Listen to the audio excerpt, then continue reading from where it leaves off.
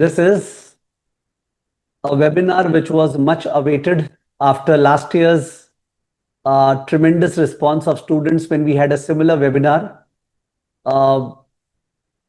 Arati, who's the senior country head, CFA Institute India, is a great articulator when it comes to talking about markets and career and investment management.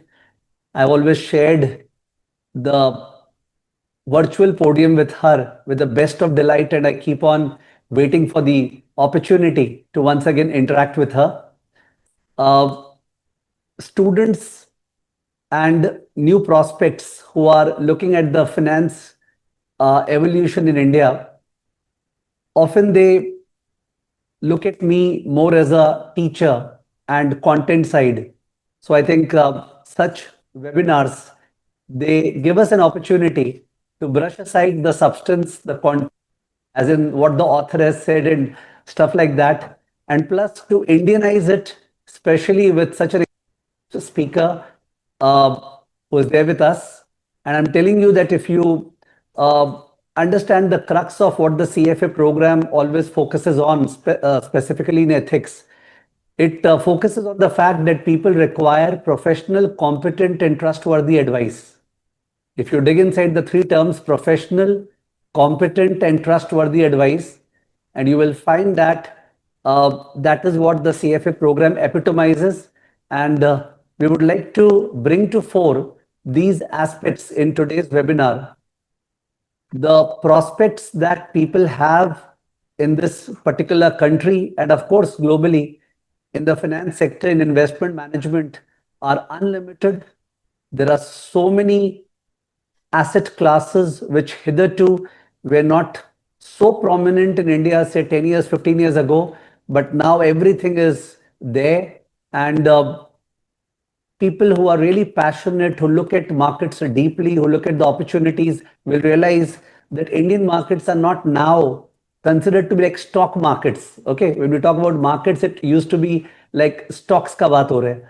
Whereas fixed income, private equity, private credit, venture capital, also venture credit, okay, commodities, so many other alternate asset classes are opening up and careers are being made.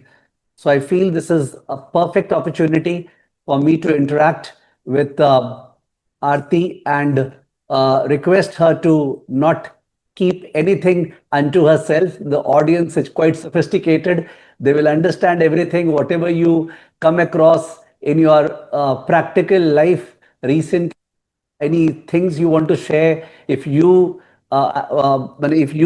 consider these people to be your kids only, okay, of that age, of course, many of them are actually in their late 19 or 20 years old or early 20s. So if they could be understanding the great possibility that lies, but at the same time, the challenge that happens that people think in India that a designation, say a CFA or an FRM or a CA, can just get them whatever, which is not true. The fact is that there are so many CFA charter holders or members of the institute, but they are not equally placed in life. They're not getting the best of opportunities. Why? What is that competitive edge that matters? I have always seen that there are two decision-making steps that everybody should think about. One is your participation strategy, and the second is your competitive strategy. When I say participation strategy, which field are you going to go into? If in finance, are you going to go into financial control, accounting, auditing, taxation, regulation, which are great disciplines, no doubt about it. And number two, you are going to go into investment management. Okay, so if you decided to go into investment management, I think given the current context, it is a great participation strategy. This area is going to grow. But second is, how do you compete in this area? How do you ensure that you are better than others? Okay, because CFA Institute has a standard policy of non-discrimination. Anybody who clears the CFA exam, okay, is treated with equal respect and equal eyes. Then you have to prove your mettle on the ground, okay, by showing your in-depth evaluation and analytical ability. So we would like to know from her regarding these aspects, regarding career aspects, and how CFA program is deeply into investment management. Over to you, Arati. Thank you, Sanjay sir. It's always a pleasure to be on a platform with you. Considering of course, the exchange of ideas and the quality of exchange of ideas that is possible on such a platform, and to be able to speak with you, as well as to be in front of an audience that is extremely knowledgeable, interested, and committed to the investment management industry.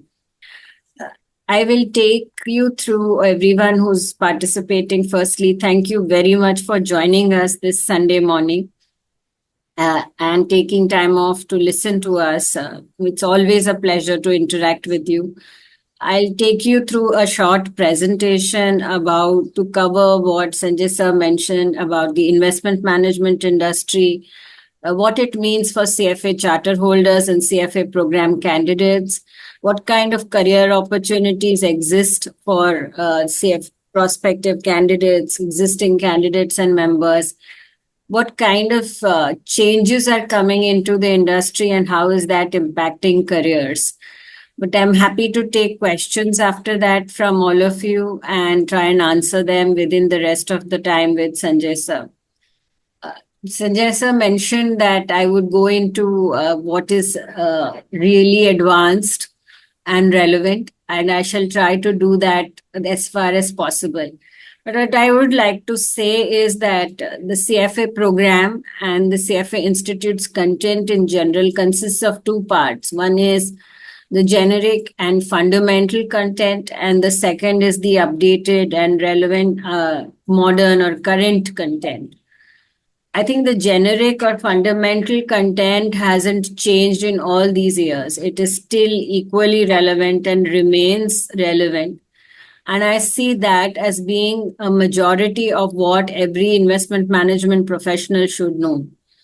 For example, the impact of economics, macroeconomics, geopolitics on investment decision making, the impact of changes to risk or risk positions to investment decision making, the fundamental understanding of financial statements that is required for investment decision making, and most important, the fundamental need to have a strong foundation in ethics and integrity in order to be an investment management professional, and in order to have a long-term sustainable career in the investment management industry.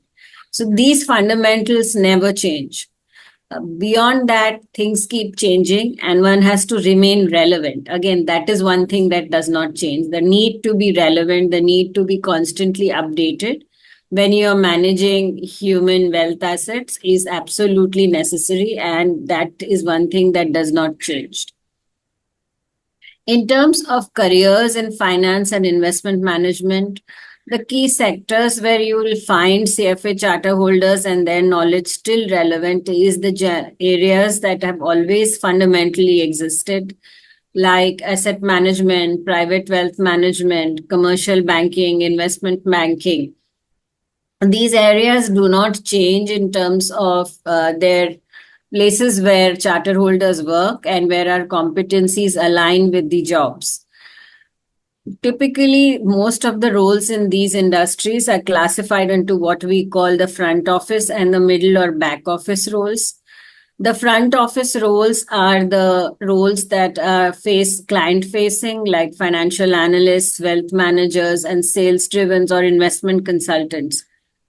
And what we found is while many of this require a combination of technical skills and a strong level of soft skills because you are interacting with clients, and they also require some extent of ability to have a sales background or have sales driven skills. These are areas that continue to grow, and the demand for people in these roles, especially with people who have the combination of these skills, never stops. These roles also offer you the opportunity to constantly hone your skills and your network because you're in front of clients. At the same time, they also offer an opportunity to earn a fixed as well as a strong variable salary. many people prefer or do not see these roles as aligned to their competencies or feel that they are in some ways different or not part of the core industry. But the truth is that in the investment management industry, the more you are out there in the market facing clients, the more opportunities you get to test your skills and the more opportunities there are to where your skills are challenged. The investment management industry should not be perceived only as a desk job where you can sit behind a computer and continue to grow as an investment manager or as a professional. So I would urge young people to actually look at front end opportunities in the beginning of their career, especially because there is no better way to learn than being in front of clients. The transaction focused middle office roles, of course, are plenty, and they involve a strong need for technical skills, analytical skills, and the ability to actually have a 360-degree view of what is happening in the world. Technical skills and integrity are definitely competencies that are strongly required in middle office roles and, of course, the front office roles as well. Integrity and ethics are fundamental to all roles that are performed. And then there are some roles which are totally focused on quantitative skills, where the competencies required are more in terms of not just financial technical skills, but also to some extent these days, this is where you cannot do without technology skills, technology related skills or AI related skills in terms of knowing how to apply technology, machine learning, and artificial intelligence to the work that you do. Because these are areas where we see the highest impact as well as utility of technology, machine learning, and artificial intelligence. So if you are in any of the quantitative and analytical roles, have fundamental understanding of finance, investment management, fundamental technical analysis, as well as the understanding of technology, AI, and ML is absolutely essential. What we see in many organizations these days is that the organizations are actually recruiting engineers for these roles and training them in finance. So if you are a person with a fundamental degree in finance, you just need to know that you're competing with those people and therefore need to hone up your technology skills. At the same time, you have the advantage of knowing the financial services industry, the product, and the technical skills that are required in this space. How do these roles relate or speak to each other? This is one of my favorite representations of one, where do charter holders work and what the investment management industry looks like. And both of them are summarized in this slide. So if you see, we've divided the investment management industry into 4 quadrants. We have people who are principals, and we have professional services, and we have insiders, people within the industry, and what's considered as outsiders or client-facing side. The insiders meaning people who are more in the middle and the size of the bubbles here, the yellow circles, indicate the quantum of investment professional CFA charter holders who work in these sectors. And you can also see how these areas interact with each other. For example, how the buy side connects with the sell side through trades, and vice versa, the other way, through the sell side connects with the buy side through recommendations. You can see that the corporate finance area is the one that seeks capital from the buy side, and at the same time, it provides returns to the buy side. The advisory services takes in problems from the corporate finance places and provides solutions. You do not see a connection between the advisory side and professional sell side or buy side, because that actually would lead to front running and other problems. So actually speaking, the advisory side is not supposed to be speaking to the buy and sell side. And you'll see that in each of these areas, there are plenty of opportunities for people to work in the industry. A majority of charter holders still continue to remain on the buy and sell side.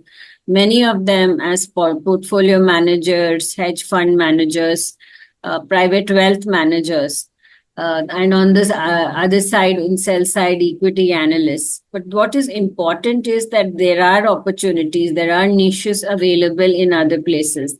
And some of these niche areas are the areas that are currently growing. For example, I would identify wealth management, private wealth management as the industry that is going to absorb the maximum amount of talent in the future. Or for that matter, the private equity, private market space, which again will offer maybe limited opportunities, but very high-end opportunities for people in the investment management industry to work in. And the space, as I said, in the front side, like relationship managers, investment advisors, are going, that area is constantly in need of people. And that is where I feel is one space which is secure from machines. It's unlikely that bots or machines would replace you if you are on the client facing or front end side or on the sales side of things.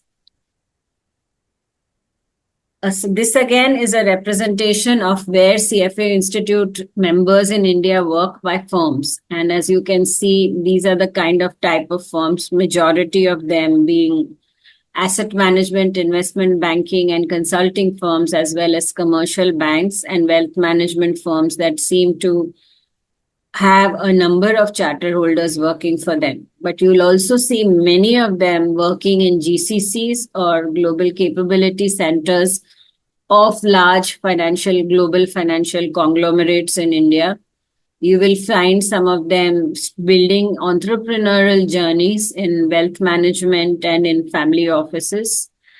You will also find the other way around, that is some charter holders with strong technical skills working within IT firms to help develop tech solutions for financial services. So these are kind of the new areas that are emerging where we find charter holders increasingly working. I mean, I can continue to speak about what it is to be and why a charter holder is important or why a charter holder is considered as valuable amongst the many firms that we mention here where they work. But I'd like to pause here and see if technology supports me in running this video, which I would like you to see. This is a video where we filmed it in the office of DSP Mutual Fund. And the employer, that's DSP Mutual Fund, is telling us why they have charter holders and candidates working in the industry. So I'd like to stop here and hopefully technology will help me and you'll be able to hear voices other than mine. Just bear with me for a second. My name is Anil Gelani. I live in Mumbai, India. I am a CFA charter holder from 2006 and very proud member of the CFA Society India. In whatever we do, we are a company that is in the business of managing money for investors in a fiduciary capacity. People have been and our biggest asset. So continuously investing in them is one of our core value. The role of a CFA charter actually goes beyond the investment function, the risk function, products, and it is extend to technology and investment sales professional. One very interesting thing, how getting the CFA charter helped to shape my career, apart from the knowledge enhancement, which was very powerful, is that I could be a part of the local CFA Society India. Very early on, when it was very nascent, very small, hardly 50-70 members, pan-India. It gave me unique leadership skills, which were then useful to me as I grew further in the career in my day job. CFA charter designation is a global designation. It's an important designation, and having them in the organization has its own immense benefits. We are a fiduciary to our clients, and having a CFA charter builds a lot of credibility and trust with our clients and with business stakeholders. Going forward, a lot more such roles in these functions, whether it's in wealth management, whether it's in investment sales, whether it is in risk management or middle office. Many of these roles which are very exciting, very remunerative and need very high level of analytics and understanding of the drivers of risk and return.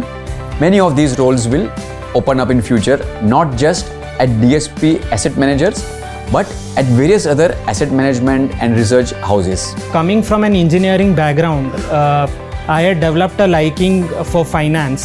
So the CFA program was the most obvious choice to understand the nitty-gritties of the world of finance. It also helps me engage with my clients in a more meaningful way. Since I'm in a client-facing role, I've realized that the most important aspect that I need to consider is asking the right question. I need to understand the client's investment objectives, the risk tolerance, how the client wants me to help him manage his own wealth. So this is where CFA curriculum plays a key role. The CFA program has helped me develop my global investment perspective, be it the ethical standards, the code of conduct, or the actual application of portfolio management, risk management, equity analysis, equity valuation, which has real life application, which has practical application in my day-to-day activities as a fund manager. You're a DSP mutual fund. In my view, if you are a young professional working in the field of BFSI, if you are a candidate of the CFA program or you have got the CFA charter, these are very exciting times to be a part of the industry in India. We could see a very good growth. We could see some unique new areas of opportunity emerging, whether it is in existing core industries or in industries which are yet evolving, developing, which could be linked to finance. So you are in a very unique position and, in my view, gaining a globally recognized deep understanding and a good charter like the CFA charter can help you propel your career in a very big way. So the future for the CFA charter holders and candidates who are part of the CFA program is very powerful and very bright in India, in my opinion.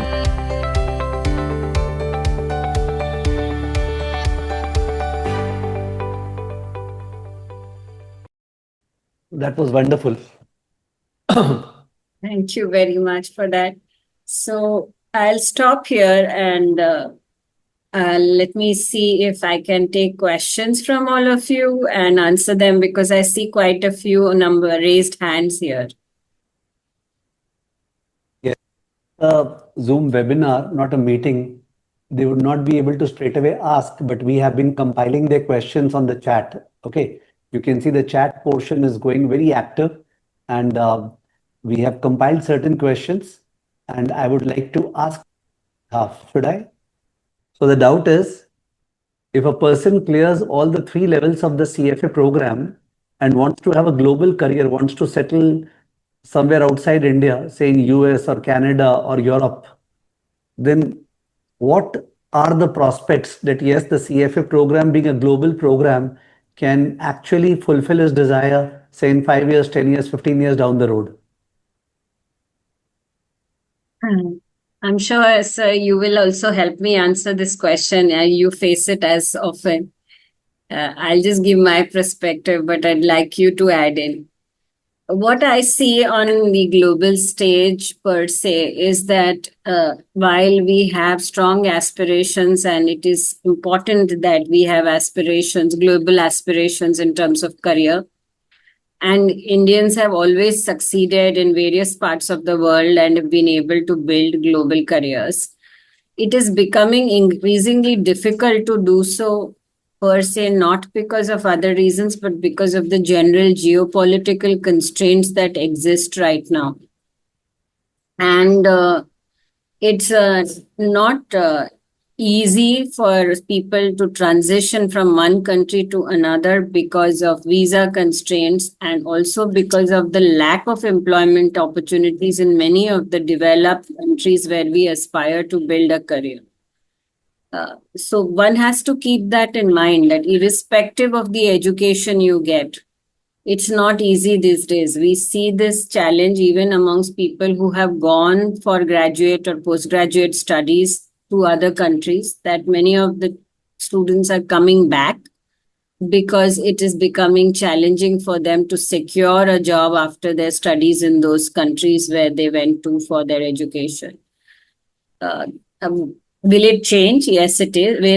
Because we've seen such phases in the past. There is always a pendulum which oscillates between extreme localization to globalization, and it will continue to swing in one direction or the other. So one has to be resilient and one has to be patient. In terms of qualifications per se, globally, what we see is that a globally relevant qualification or a qualification that is understood across the world always gives you an edge them compared to a local university qualification, because of the fact that it has alumni or members like CFA Institute and say that has charter holders in 160 countries.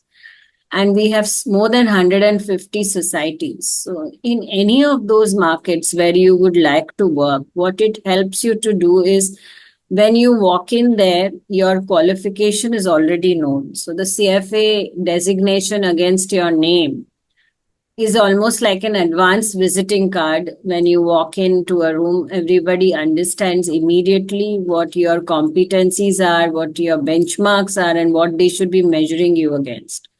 The other thing that it gives you is the network. So you already have a local network of CFA charter holders, the local society, which can be your starting point, can give you a fillip from where you can start looking for opportunities or begin a career. So it also provides you like a home within a foreign place where you can ask questions, get answers and support without having any fear of being, judged or without any fear of prejudice. So those are things or opportunities that the CFA Charter offers, or the CFA program and CFA Institute offer when it comes to building a global career in investment management. I'd also like to add here that as far as the investment management industry is concerned, even while the employment opportunities in parent countries are shrinking, global capability centers of the large investment management conglomerates are growing in India. And the kind of quality of roles as well as the quantity of roles transitioning to India is only improving, both in terms of the kind of work that you do as well as the number of roles. And the GCCs offer a fantastic work environment. For example, State Street today has about 40,000 employees in India. And Goldman Sachs has about 15,000 employees in India. So India is like the largest or the second largest employee base for some of these large names. And these capability centers have opportunities even at the highest level, have senior leadership roles, even high value added technical roles being transitioned to this country. So there are more opportunities to work in the global industry while being in this country right now that one must also explore. I'll pause here, sir, for your input. So the question is that why is CFA not enough? Why is the CFA program not enough? Why you would need top B schools to be in the investment management industry? Okay. In the investment management industry per se, and we're seeing this across many other industries, but specifically about the investment management industry, there are two organizations are looking for T-shaped skills, what we call. Nowadays, it's in fact moved to pie-shaped skills, where there are two or one vertical lines and one horizontal line like a T or a pie. The vertical lines indicate the depth of knowledge that you have, technical knowledge in a specific industry or relevant to the industry. And the horizontal line indicates the breadth of knowledge that you know in across sectors, including soft skills like leadership skills, influencing and communication skills. those are part of the broad spectrum of skills that you require. And organizations are seeking people with these T or pie shaped skills now. Where if it is pie, it means that you have competencies in technical skills in 2 areas and not just one. When you look at qualifications, the CFA program, being a professional qualification, offers you the depth of knowledge. That is, it offers you the technical skills, the competencies that are required in the pie-shaped or in the horizontal line, vertical lines, whereas the horizontal line, the broad-based generic knowledge as well as soft skills are better available through a MBA. So that is why if an organization has an opportunity to recruit somebody who is a CFA program candidate or a charter holder with an MBA, they would prefer so. Now, in India, we've never had a problem with the supply of qualified talent, and companies can afford to be choosy. So they have these opportunities. There are plenty of people who are MBAs along with CFA. In fact, whenever I visit the top IIMs, I find that most of the people in the top IIMs are pursuing the CFA program as along with their MBA, or have already done some level of the CFA program before joining the MBA.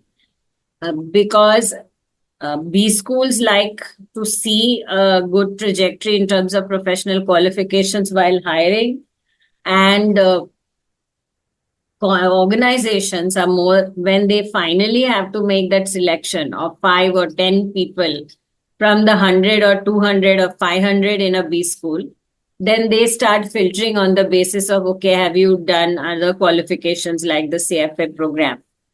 And so when they start having to compete with their own cohort, they need that CFA program to get ahead of them. So these two are synergetic, I would say. It's not an either or. If you have the opportunity to do both, please do so. What is the alternative if you cannot? I would say if you pursue only the CFA program and can't get into a B school, make sure that you acquire the skills that an MBA offers you, which is the breadth of knowledge, meaning an understanding of other segments of business and a strong fundamental soft skill base, which includes communication skills and influencing skills. And these can come without an MBA. There are ways and means of learning it. In the previous video, Anil talked about it. Anil does not have an MBA. Anil Gilani is one of in DSP. He used the CFA Society and volunteering with CFA Society India as an opportunity to acquire these soft skills. And he succeeded in doing so, and it helped him in his career. So if you are able to acquire those skills outside of the necessity of a postgraduate program, then you can and are able to demonstrate it effectively to your prospective employer, then you still get the same opportunities. Perfect. The next question that is very, very common. I can see most participants throwing up this question is going along this theme. The theme is that after clearing level 1 or after clearing level 2, we generally want to get into the real finance domain, as in not just the theoretical knowledge, but the practical knowledge. Therefore, we want to start working either as an intern or some job related to investment management. What are the possibilities of actually locking up something after level 1 or level 2 so that even the work starts and we actually get the practical feel apart from the theoretical or academic preparation that the CFA program is doing for us? That's a very good question. And I must say that practical skills acquired through internships or professional exposure or experience is probably one of the best things that you can have on your resume. The challenge that people face is, how do I get that first internship opportunity of the first role? My suggestion is there are some things that one needs to do while one is studying. Firstly, actually try and apply what you are learning as far as possible by doing stuff. So we moved from learning and thinking to doing in this era, and that's what organizations are looking for. So when you learn financial statement analysis or financial modeling, you actually put it to practice by creating a financial model or writing a research report based on some financial statement analysis and publishing it on social media or on various journal opportunities that are possible. And when you put it out there on LinkedIn or on that you have done something like this or are able to put it into your resume, these are great attention grabbers for the industry, because that's exactly what the industry is looking at. Your ability to doing skills, as I would call them, your actual ability to do things, get things done, resolve problems, and get. I mean, it's a representation of how job ready you are, and that's what the industry is looking for. Second is when you apply for internships, please be more broad in terms of the kind of internships that you're ready to and willing to accept. Any internship is good. Anywhere you start can be a great starting point. So please don't expect that your first internship will be in an A-level firm. In fact, I feel that when you go into very large firms as interns, you might have to work harder to get the attention and the opportunity to learn. Whereas small firms, entrepreneurial firms, offer you great internship opportunities where you also get the opportunity to learn, the holistic opportunity which you can acquire very, very quickly. And that is an essential and very good place to start learning. So seek out smaller entrepreneurial firms, small individual consultants or independent financial advisors who are ready to take in interns and work with them, because the opportunities to learn there are massive compared to a large multinational or a conglomerate where you might be a small fish in a big pond. When it comes to internships, try being that big or medium or even a small size fish in a small pond, because that is where you need to learn to start swimming and then jump on to think of looking at the larger ponds. So my request is, yes, build your portfolio of internships, build a portfolio of practical applications, probably a financial model, a few research reports, or your own little portfolio, which you have, where you have applied all the principles you have learned, to be able to show or demonstrate to your prospective employers your skills of doing things. And second is start with internships, preferably with smaller firms, any opportunity that you get generally, without being too picky, and then move on collecting them over a period of time to really sharpen your resume. I feel it's not just me. I read the other day that even the Zerodha CEO saying that firms are relying less and less on your undergrad degree or postgraduate degree when it comes to recruitments. More and more firms are looking at what are you doing or what have you done. So, and that demonstrating that is the edge that you will get over anybody else. I hope I've answered the question. Yeah, perfect. You have answered it comprehensively. All aspects have been covered. One more good question is a little bit different question than you encounter, but let me just reframe it the way the student has wanted to write.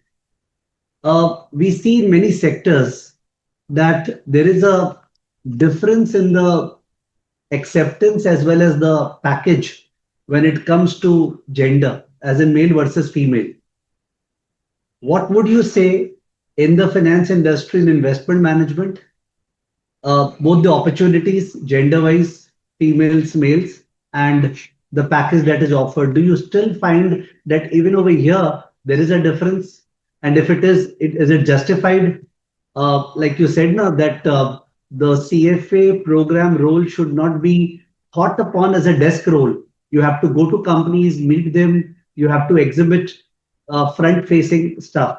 So is it happening that way, that females are not looked upon to be equally competitive to males in terms of non-desk roles or something like that? That's what the student wanted to ask. I've just tried to articulate the same.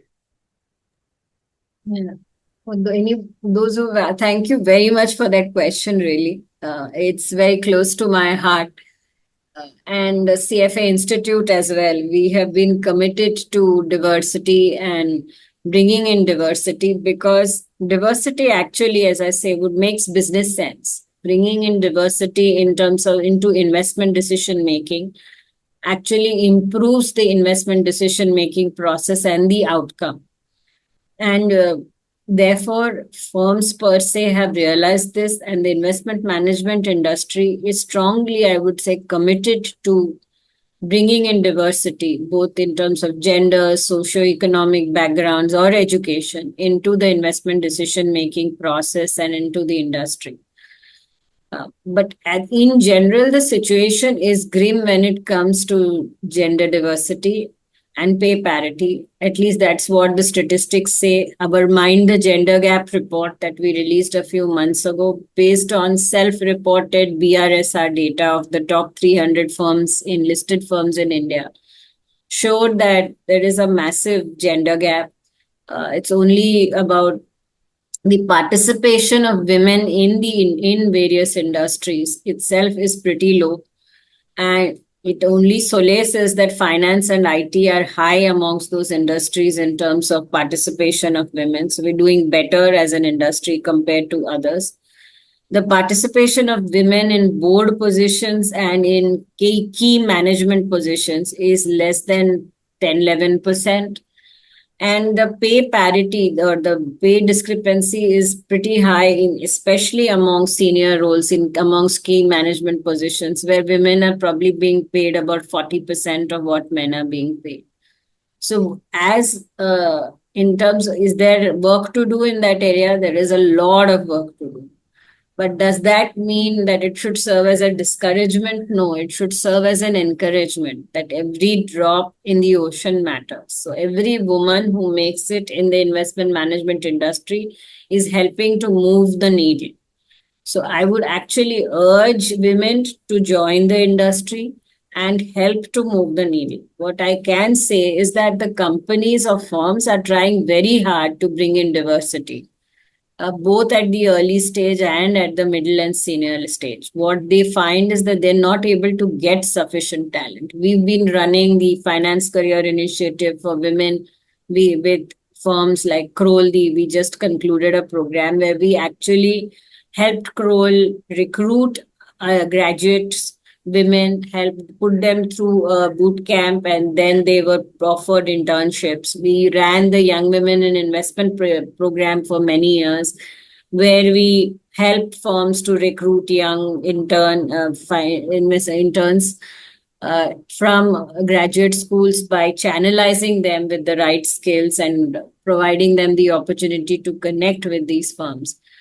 The CFA Society India runs mentorship programs for women in the mid and early career space to help them to stay on, because that is the biggest challenge. We see that women join the workforce and they start dropping off, which is one of the reasons why their representation in senior roles drops off, because there aren't many women who stay long enough to move on to senior positions.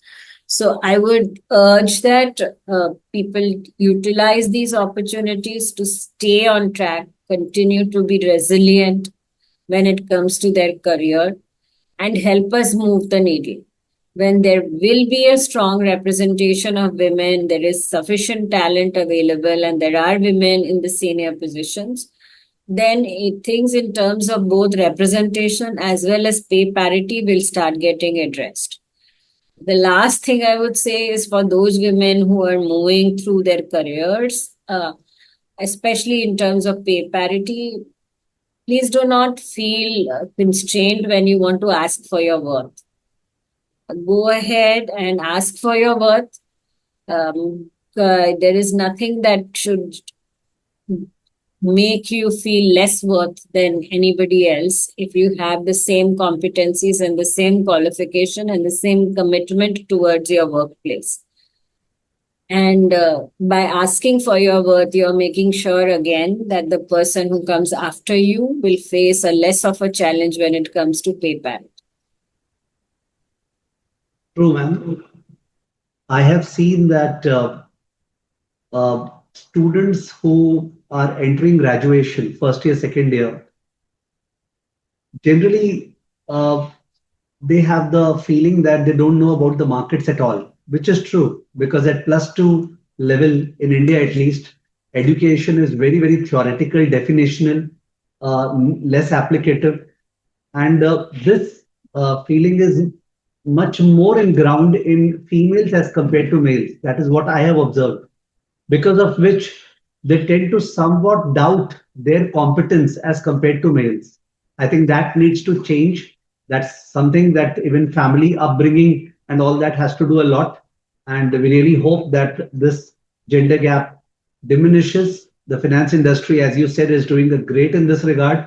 Okay, and one final question that is very, very relevant, and I think a leader like you would definitely like to address it, is that uh, this guy is saying that ultimately the growth that we can expect as a career in an industry, the growth is definitely a function of the supply demand imbalance which exists in the industry. And supply demand imbalance is something that would show up over time. If we compare different qualifications, like the chartered accountancy in India, the ACCA, which is right now making a lot of names, especially in South India, Kerala, and all, where people really want to get into Middle East and get some job. CPA, US, and then we talk about, say, CFA program. The point is that many of the institutes, not the CFA Institute, but many other institutes often seem to be just in a rat race of increasing their numbers of enrollment of students, okay, without too much worrying about the demand supply imbalance that's going to be created as a result of that supply and would cause career distortions as compared to what exists. How does the CFA Institute look at this supply demand imbalance, and how do they go about it to ensure that people who invest their precious 3 years of life, uh, of course, in Indian terms, even the monetary investment is quite high, and their career, they, even after 5 years, 7 years, 10 years, they can rely upon the fact that yes, demand would be there and supply would not be taking away the stuff. Okay, you're getting the question, no? I get asked this question very often, especially as India grows to become the largest market for, as far as CFA program candidates are concerned. It's the largest geography now in terms of country, single country to. And my response to that is that if you look at, say, the number of investment management professionals to the population of a country, in the more developed economies like Australia or even UK or USA, you will find that the percentage of investment management professionals in India is very, very low compared to the population of this country. As we grow as an economy, fundamentally speaking, we can only grow, as you said, when every human being is equally financially literate as educationally literate, especially women in households, people. And second, that households and every individual has the access and opportunity to invest in the economy and growth of this country. Now, it's a horse and cart issue, what comes first, or chicken and egg issue, as you would say, as to whether investment management professionals should come after the economy has grown or vice versa. I think that if the economy has to grow, investment management professionals are required. as investment management professionals, then we have the duty of ensuring that we create that situation where we increase the participation of people in the investment management industry, into investment assets in this country, try to bring in change in the way assets are allocated in households, get more people to participate in the growth of the economy and industry. So it goes parallelly. Therefore, if you ask me, is the supply too big already? Is the demand less? No. But when do you find the situation of supply and demand being inequitable? Is when you are looking for only certain roles as an investment management professional. If you define yourself and your role in the industry as, oh, I only want to be a portfolio manager or a fund manager or an investment banker, or then you have a problem, because there is a demand supply problem, and it will always be. Even in the asset management industry, while our assets under management have grown manifold, the number of roles that are created are not growing proportionate to the growth of AUM. And that will always be the case. If you look at private equity or private banking roles or investment banking roles, they have either remained stable in all economies, or the number of roles has only dropped in certain economies. So when you narrowly define yourself in terms of your aspirations being tied to only these specific roles, then you will face a supply demand issue. Then you will have to be the best among the best to be able to get those roles. And you'll have to be extremely resilient, because these roles come after significant experience and a proven track record. So you'll have to build in additional qualifications. You will need a top level MBA if you want to go into investment banking along with your CFA program. You will need to have very strong communication skills, networking skills, and a very strong network to talk about. All these things will play in. You can't be either or. It has to be and when it comes to various competencies. On the other hand, there are areas that are emerging, as I said, frontline roles in sales, investment advisory services, being entrepreneurial, going into wealth management, or fintech for that matter, if you have a combination of technology skills and financial skills. If you are looking at starting your careers in the GCCs where there are significantly good roles, all these are niche opportunity areas where the demand for quality talent always exists. And again, I'll emphasize that it is the demand for quality talent. So you cannot stop learning, and you have to continuously improve yourself.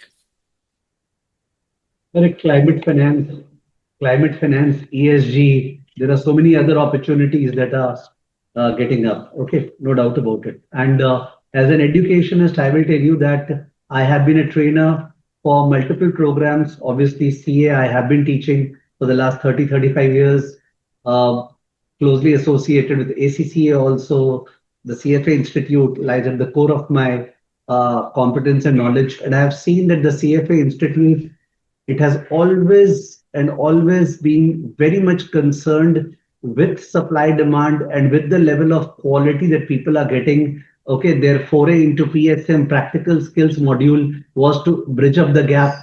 Okay, and the CFA Institute has never ever went in for aggressively expanding its numbers. It has always seen that no, there should always be demand for quality professionals in the CFA community, and they've always tried to prevent the temptation of increasing their numbers. And in spite of that temptation, the course is so beautiful and the course is so nicely designed and structured, and given the blessing of this country, the financialization which has taken place, that despite that that stoppage, the fact that CFA Institute has not gone aggressive in this regard, the numbers have been growing. Okay, that goes to show what a wonderful program it has been. It has shaped families, it has shaped careers, and I am indebted to the CFA Institute personally regarding the way in which I used to perceive education, the way study materials used to be designed over here, and the way the CFA Institute study material and the curriculum is, it's a great difference. And I believe that this is a super program, and anybody who is actually passionate about making it into investment management or consultancy or investment banking and chooses the CFA program, it would be a very good decision. But that person has to do it with a lot of passion, because just the degree won't help. It is the quality that you bring to the table, the doing skill, which she talked about, which is actually going to matter. I'm sure, Aarti, that the questions which were asked, of course, there are a number of questions which have been asked, and my team is constantly on the chat. If you look at the chat box, it's filled up with the replies which are there. But still, the questions which I picked up, which I felt that which are differential, which are not like repetitive. Okay, you must have enjoyed answering the same. What's your brief reply to this? I think thank you very much for this opportunity. I hope we've been able to answer a small part of the questions, and thank you for picking the questions which help to address many of these queries. But it's always a pleasure to spend time with and speak to young people, be on this platform. And I will hope that if there is ever an opportunity for an in-person interaction, I would love to do that as well and speak to each one of you. I would say we are available here. I know it's not easy for you in terms of making these important decisions in your life at this stage. So any support, advice you can seek and we can give, we would be very happy to do so. Reach out to us through our various platforms. We are always there on LinkedIn and even on other social media with your queries, and we'll try to address them. But best wishes, and I hope you make the sound investments into your own life in the first place before you move on to making investment decisions for others. Okay. So now the time comes for that surprise announcement, which was mentioned when we announced this webinar at short notice. I think Friday is the time when the announcement went that we are having this webinar. And I'm so positively surprised that despite this short notice, so many of you this Sunday have joined us. Okay. We both, Sanjay Saraf Educational Institute and CFA Institute, are ever grateful for your positivity shown towards us. Now, the positive surprise comes from the CFA Institute end. They have proposed a scholarship program in regards to the CFA Level 1 fees. We know that the CFA Level 1 fees becomes a little bit of an issue given our low per capita income, and the CFA Institute has come out with a specific scholarship, and this scholarship is going to be merit-based, because we always believe in merit. Merit should be respected. The scholarship is going to be on 3rd of July. 3rd of July is a Thursday at 6 p.m.